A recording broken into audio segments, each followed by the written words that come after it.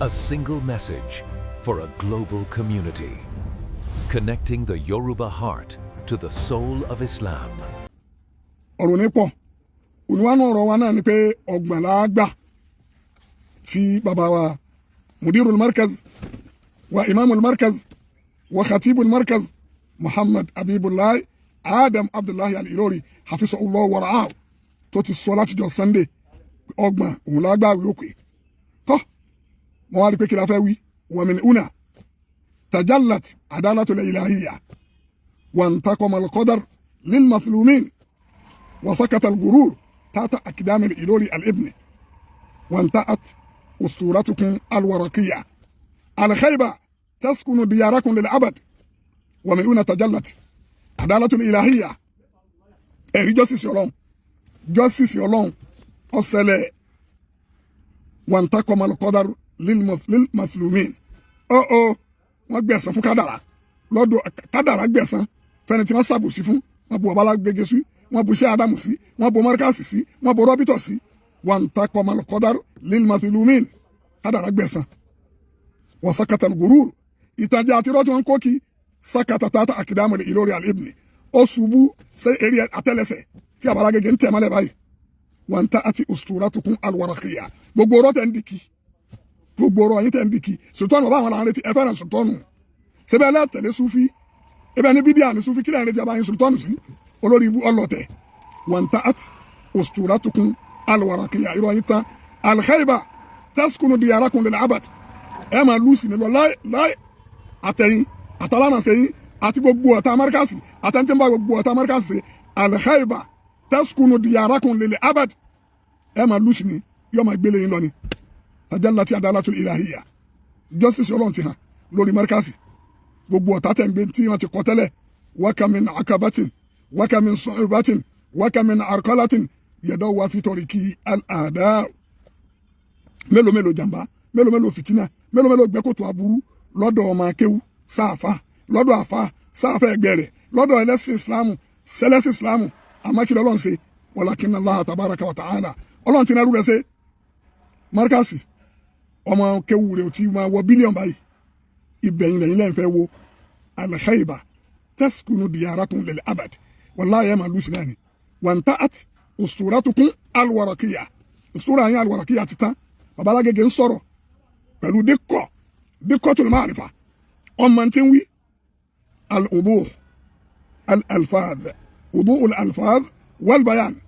وضوح الالفاظ والبيان ọ̀rọ̀ babo yeni kò ní máa lọ akọ kò ní keke kò ní kelani bin ke Qur'an kò ní shika baba lọ le Lárúbá yó lè gbé tó bá sọ lọ́dọ̀ Lárúbá seri page e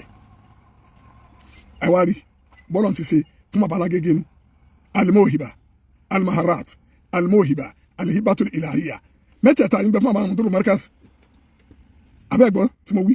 dikkotul maarifa ọmọ tí ń wí uduhul alfas wal bayan kọ́rọ̀ yóò kílẹ̀ àkọ́mọ́ lọ ń bẹ fún bàbá gẹ́gẹ́ almaharat àbábá wa skifu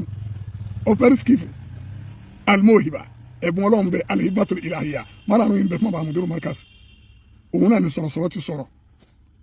ó ní lakod ijtama'at fi shakhsiyat mudir al-markaz Muhammad Habibullahi Adam Abdullahi Al-Ilori min al-khasa'is ma ya'izzu bihi ijtima'uhu fi 'azam ar-rijal nubugu fitri ذكاء نادر وعقل راجع وخلق كريم وترفع مدير المركز عن باطل حياة الدنيا فوهب نفسه بما فيها من آسه المزايا للعلم والأدب ففاز منهما بعصم النصيب لقد كانت ثقافات الإسلامية لعصره قد استبعرت وتشبعت فنونها تدوينا وتعليفا ووضع وترجمة واقتباسا كما كانت قرائن العلماء قد جادت برواي العلوم نسما ونثرا فاطلع مدير المركز إلى كل ذلك اطلاعا تدبر واستوعبه وأحاط به فكان كامل العدة تم الآلة لا ينقصه شيء من ثقافات عصره لا ينقصه شيء من ثقافات عصره وانصرف عن صروف الحياة الدنيا إلى العلم والأدب والتفكير فنظم ونثر وألف ودرس كان مستقل الرأي يجهر ما يعتقد أو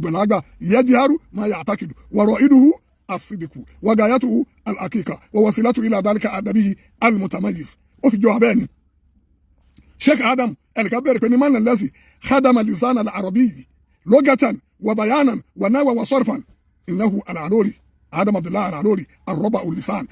khadama al-aluri al-fiqh كأبي أنيفة الربع اللسان وخدم العنوري الحديث كالإمام البخاري وترمذي الربع اللسان وخدم العنوري التفسير كسماساري الربع اللسان العروبة عندنا ليست دم ولا جنس إنما هي اللسان فمن تكلم بها فهو عربي الإلوري فوق الجميع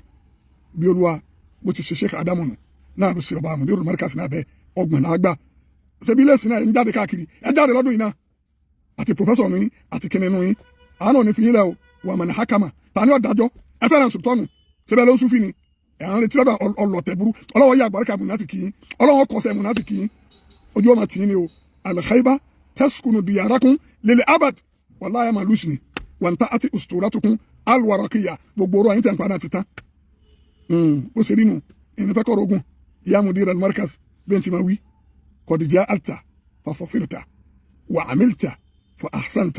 وبنيت فأتقنت وقلت فصدقت وجفيت فعفوت ولكم من الدعاء ومن الله الإجابة olúwa àánú rẹ̀ àdójútì rẹ̀ tó dá ti gbogbo àwọn asahabul fil dákun máa dá ti gbogbo ọ̀tá markaz àtọ̀tá Sheikh Adam àtọ̀rẹ́ ọ̀tá markaz tó pé gbogbo tí ń bá ń jọ̀tá markaz lẹ́ẹ̀ máa rí káàkiri wàláhì ilé baba yín lẹ́wọ̀ níta fẹ́ fi wó markaz lẹ́ẹ̀ fi wó lé baba ńlá baba yín lọ́lọ́wọ́ fi ṣe ní sẹ́ẹ̀ bájà fún yín ń wí lanatullahi alaykum wa lanatullahi ala man la yal'anukum ibi dandan Ọlọ́run kó máa bá yín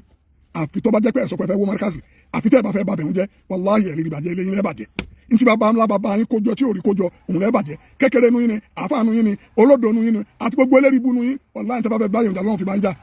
Ọlọ́run wọlá àdójútì rẹ̀ tó dá ti gbogbo kò ní ṣeéṣe tó fi ṣeéṣe lójú kò ní ṣeéṣe àdójútì náà ni wọ́n máa dá tì Ọlọ́run àláfíà Ọlọ́run yóò fún bàbá gẹ́gẹ́ gbogbo gbà èyí òun làdúrà téèyàn tọrọ ti rí